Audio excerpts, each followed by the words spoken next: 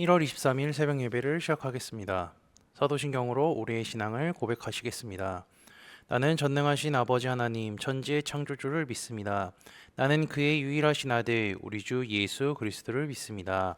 그는 성령으로 잉태되어 동정녀 마리아에게서 나시고 본디오 빌라도에게 고난을 받아 십자가에 못 박혀 죽으시고 장사된 지 사흘 만에 죽은 자 가운데서 다시 살아나셨으며 하늘에 오르시어 전능하신 아버지 하나님 우편에 앉아 계시다가 거기로부터 살아있는 자와 죽은 자를 심판하러 오십니다. 나는 성령을 믿으며 거룩한 공교회와 성도의 교제와 죄를 용서받는 것과 몸의 부활과 영생을 믿습니다. 아멘. 다 함께 찬송가 220장 찬양하시겠습니다.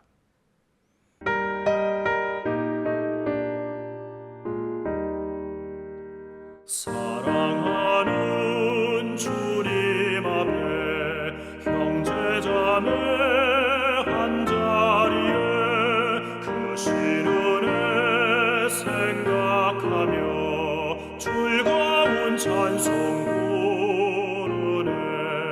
내 주 예수 본을 받아 모든 사람 내 몸같이 환난 근심 위로하고 진심으로 사랑하세.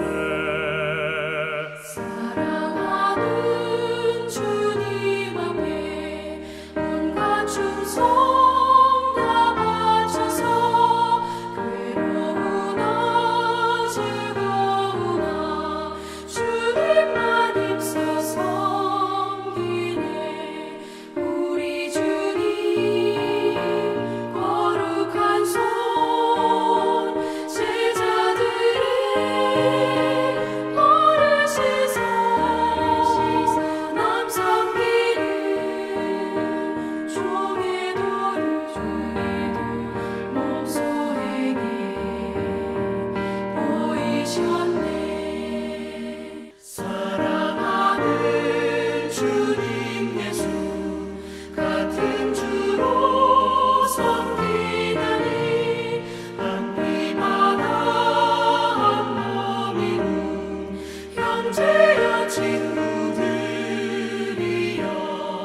한 몸같이 친밀하고 마음으로 하나 되어 우리 주님 크신 뜻을 지성으로 준행하세. 오늘 우리 공동체의 성경 읽기 본문은 마태복음 17장, 18장입니다. 그중 18장 15절에서 20절까지를 읽고 말씀을 나누도록 하겠습니다. 내 형제가 죄를 범하거든 가서 너와 그 사람만 상대하여 권고하라. 만일 들으면 내가 내 형제를 얻은 것이요 만일 듣지 않거든 한두 사람을 데리고 가서 두세 증인의 입으로 말마다 확증하게 하라. 만일 그들의 말도 듣지 않거든 교회의 말하고 교회의 말도 듣지 않거든 이방인과 세리와 같이 여기라. 진실로 너희에게 이르노니 무엇이든지 너희가 땅에서 매면 하늘에서도 매일 것이요 무엇이든지 땅에서 풀면 하늘에서도 풀리리라. 진실로 다시 너희에게 이르노니 너희 중에 두 사람이 땅에서 합심하여 무엇을 구하든지 구하면 하늘에 계신 내 아버지께서 그들을 위하여 이루게 하시리라. 두세 사람이 내 이름으로 모인 곳에는 나도 그들 중에 있느니라. 아멘. 마태복음 17장은요, 예수님께서 변화산에서 변화되신 모습과 죽음과 부활에 대해서 다시 한번 언급하셨던 것 등에 대한 내용이 나옵니다. 이어서 마태복음 18장, 19장은요, 예수님의 수많은 가르침에 대해 기록하고 있으며 그 내용의 주된 것은요, 교회 안에서 어떻게 행동해야 하는지 알려주고 있습니다. 먼저 18장 1절에서 5절은요, 천국에서 큰 사람이 누군지, 그리고 6절에서 9절은 실족해 하는 것에 대해서 어떻게 행동해야 하는지, 그리고 10절에서 14절은 잃은 양의 비유에 대해 나오고요. 제가 읽은 15절에서 20절 본문은 용서하는 것에 대한 가르침이 있습니다. 그 주제의 이제 핵심 인물들을 봤을 때요. 처음에는 작고 연약한 어린아이들에 대한 관심이 있다가 이제 시선이 죄를 지은 형제에 대해서 옮겨지는 것을 확인할 수가 있죠. 따지고 보면요. 죄를 지은 형제도 연약한 사람이라고 할 수 있습니다. 왜냐하면 그는 아직 믿음이 약하기 때문이죠. 주님은 이런 자들을 향하여서 어떠한 태도를 가지고 있어야 하는지 알려주십니다. 먼저 형제가 죄를 짓거든 가서 너와 그 사람만 상대하여 권고하라고 합니다. 이 방법은 믿음의 공동체 안에서 죄를 지은 사람이 있다면 개인적으로 찾아가 상대방의 잘못을 말해주고 깨닫게 해주는 것이 첫 번째라는 것입니다. 보통 사람들은요, 공동체 안에서 누군가가 잘못을 하거나 이제 죄를 짓거나 하는 것을 보게 되면 떠벌리기를 좋아하고요. 소문내기를 좋아하기 때문에 사람들은 자연스럽게 공동체 안에서 교회 안에서 가식적으로 행동하려고 할 때가 많이 있습니다. 근데 주님은요, 누군가가 잘못을 했다면, 죄를 지었다면 성급하게 그것을 공개하거나 소문을 내는 것이 옳지 않은 행동임을 이 오늘 말씀을 통하여서 또 알려주고 계시는 겁니다. 우리의 눈으로 잘못한 것을 보았을 때 그 사람에게 조용히 찾아가 1대1로 이야기하고 잘 설득하여 그 사람이 잘못을 인정하고 돌아서게 된다면요. 결국 그 사람을 얻게 되었다고 할 수 있는 것입니다. 근데 혹시 1대1로 죄를 이야기해 줬는데도 듣지 않았다면 당연히 그 사람과의 관계는 어떻게 될까요? 멀어지게 됩니다.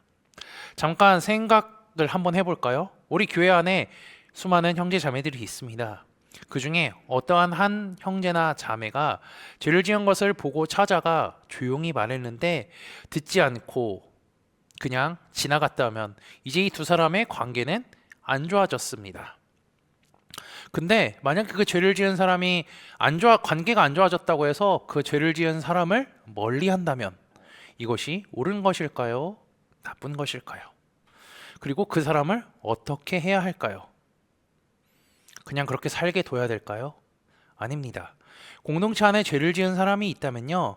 그 사람이 더 이상 죄를 짓지 않도록 끝까지 붙잡고 얘기하거나 어떠한 수단과 방법을 해서라도 그 죄를 인정하고 깨닫게 해줘야 하는 것이 우리의 역할이기도 하죠. 어쨌든 주님은 이처럼 포기하지 않는다는 것, 이 한 사람이 죄를 더 이상 짓지 않기를 포기하지 않는 것에 대해서 전제를 가지고 이렇게 말씀하고 계십니다. 만일 듣지 않거든 한두 사람을 데리고 가서 두세 증인의 입으로 말마다 확증하게 하라. 한 사람을 데리고 가면 이제 어떻게 생겨? 추가로 두 명의 증인이 생기는 것이고요. 두 사람을 데리고 가면 이제 세 사람의 증인이 되기 때문에 이 증인들을 통하여서 계속해서 죄에 대해서 알려주고 설명해 주라는 겁니다. 한 사람만 이야기하면요, 그냥 이 사람의 개인적인 생각이겠지 하고 넘어갈 수 있습니다. 그런데 한 사람, 두 사람, 세 사람, 네 사람 계속 여러 사람이 이야기하면 한 번쯤 생각해 볼 거고요, 돌아보게 될 것입니다. 그러한 방식으로 해서 죄를 지은 사람이 돌아온다면 아주 성공한 것이 되겠죠. 그런데도 안 될 경우에는 교회 공동체에게 이 내용을 공유하라고 하고 최후의 수단으로는 이제 이 공동체에서 내보내는 방법까지도 사용하라고 하죠. 왜냐하면요, 이 한 사람으로 인하여서 교회 공동체의 영적인 건강이 해를 입을 수 있기 때문입니다. 바울도 로마서에서 이렇게 이야기하고 있습니다. 형제들아, 내가 너희를 권하노니 너희가 배운 교훈을 거슬려 분쟁을 일으키거나 거치게 하는 자들을 살피고 그들에게서 떠나라. 이 같은 자들은 우리 주 그리스도를 섬기지 아니하고 다만 자기들의 배만 섬기나니 교활한 말과 아첨하는 말로 순진한 자들의 마음을 미혹하느니라. 그리고 이제 공동체에서 내보냈으니까 어떠한 취급을 받죠? 이방인과 세리와 같은 역임을 받게 된다는 거죠. 왜냐하면 이 말씀을 듣는 사람들이 유대인입니다. 유대인에게서 이제 나온 사람을 아닌 사람을 어떻게 하죠? 이제 동족이면서 세리는 이방인 취급을 받았고요. 그리고 이방인들은 진짜 유대인들이 아니기 때문에 외부 사람입니다. 그렇기에 이방인과 세리같이 여기라라고 하죠. 그런데 한 번 더 생각해 볼까요? 같이 믿음의 공동체 안에서 생활하다가 죄로 인하여서 잘못으로 인하여서 나가게 된 사람을 보면 우리의 마음은 어떨까요? 시원할까요? 편안할까요? 전혀 그렇지 않을 겁니다. 그 사람이 생각나고요. 걱정이 되고요. 어떻게 잘 지내고 있나? 늘 그 사람을 생각하게 될 것이죠. 주님의 마음도 이와 같습니다. 그 다음에 이제 18절 말씀을 보면요. 이것은 마태복음 16장 19절에서 예수님이 베드로에게 하신 말씀인데 주님을 나의 구세주로 믿고 회개하여 믿음으로 하나님의 자녀가 된 사람들은 죄로부터 풀리게 되어서 땅에서도 풀리고 하늘에서도 풀리게 됨을 의미합니다. 이걸 먼저 베드로에게만 부과했었던 책임인데 이것을 이 예수님의 말씀을 듣는 사람들까지도 이제 확장시키시는 거죠. 어쨌든 공동체 안에 있던 한 사람이 결국 그 밖으로 나가게 된다면 그들은 죄에 매여서 살게 될 것입니다. 주님은 이것을 기억하고 있으라는 거죠. 그리고 나서 이제 19절 20절에 중요한 사실을 우리에게 깨우쳐 주시는데 19절을 보면요. 이렇게 시작합니다. 진실로 다시 너희에게 이르노니 라고 시작하죠. 이것은요. 16절의 상황으로 다시 되돌아가라는 것을 의미합니다. 그래서 16절의 상황으로 되돌아가 17절, 18절과 같은 조치가 취해지지 않도록 경고해야 하고요. 어떻게 가야 할지를 제시해 주는 것과 같죠. 그런데 그때 병행해야 할 것을 얘기해 주는 겁니다. 그것은 죄를 지은 형제를 위하여서 기도하라는 것입니다. 왜냐하면 그 공동체 안에, 믿음의 공동체 안에 예수님이 함께 계시며 그리고 그들과 함께 기도하시기 때문입니다. 게다가 주님은 이렇게 말씀하시죠. 두세 사람이 내 이름으로 모인 곳에서는 나도 그들 중에 있느니라. 예수님의 이름으로 모인 곳, 공동체, 또 지금으로 말하면 교회라고 할 수 있죠. 곳에는 늘 주님이 함께 하시며 그리스도인들이 또 어떻게 살아야 하는지도 말씀을 통해 우리에게 알려주셨습니다. 그렇기에 교회에서 지체들이 죄를 짓는 것을 목격했다면요. 그들을 위해 기도해야 할 뿐더러 그 사람이 죄로부터 돌아오기를 기다려야 하죠. 그리고 권면도 해야 합니다. 왜냐하면 주님은 믿는 자들과 함께 하시기를 원하며 더 큰 의미로 주님을 믿는 자들이 모인 공동체인 교회와 함께 하시기를 원하기 때문이죠. 그렇기에 믿음의 공동체는 서로가 죄에 빠지지 않도록 기도하여 주며 믿음을 신실하게 지킬 수 있도록 도와주어야 합니다. 하나님께서는요, 우리에게 코너스톤 공동체를 주셨습니다. 하나님께서 주신 이 공동체를 사랑하며 서로를 위해 기도하고 흔들리지 않는 믿음으로 살아갈 수 있기를 돕는 여러분들이 되시기를 주님의 이름으로 축복합니다. 다 함께 찬송가 516장 찬양하시겠습니다.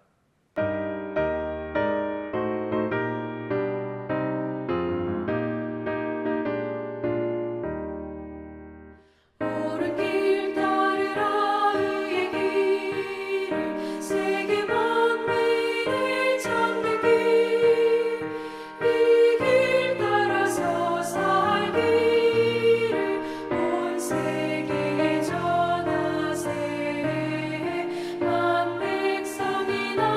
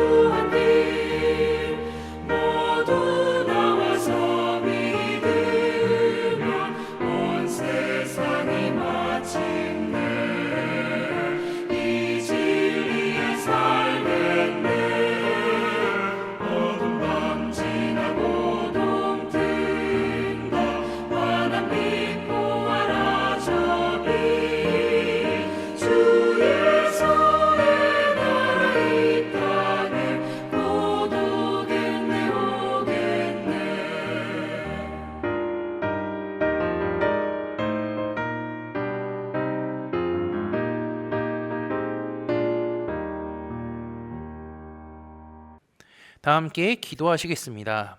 나를 죄에서 구원하시기 위해 이 땅에 독생자 예수님을 보내주신 하나님께 감사와 찬양을 올려드립니다. 날마다 주님을 찬양하며 주의 사랑으로 살아가는 우리가 되게 인도하여 주옵소서. 주님은 믿는 자들과 함께 하시기를 원하며 공동체 안에 죄를 짓는 사람이 생기면 그들을 위해 중보하고 죄에서 돌아오게 하시기를 원한다는 사실을 말씀을 통해 깨닫게 하시니 감사합니다. 하나님께서 우리에게 선물로 주신 코너스톤 공동체가 있습니다. 그 공동체를 사랑하게 하시고 그들을 위하여 중보하며 그들이 신실한 믿음으로 살아갈 수 있게 돕는 역할을 하는 우리가 되게 인도하여 주옵소서. 지난주 말씀을 기억하며 기도합니다.